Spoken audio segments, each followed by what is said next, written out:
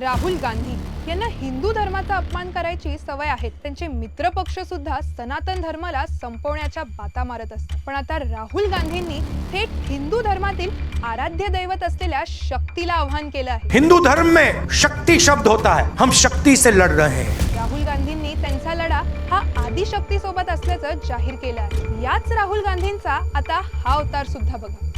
No, so Jesus Christ is a form of God. Is that correct? आणि सर्वात मोठं दुर्दैव म्हणजे राहुल गांधींनी हे विधान थेट शिवतीर्थावरून केलं, जिथे साक्षात छत्रपती शिवाजी महाराजांची मूर्ती समोर होती आणि स्वातंत्र्यवीर सावरकरांचं स्मारक सुद्धा होतं। या महापुरुषांच्या पुतळ्यासमोर हिंदू धर्माचा अपमान करणाऱ्या राहुल गांधींनी आता शक्तीशी नाही तर थेट आदिशक्तीशीच वैर पुकारला। त्यामुळे आता जनताच त्यांना निवडणुकीत योग्य ते उत्तर देईल।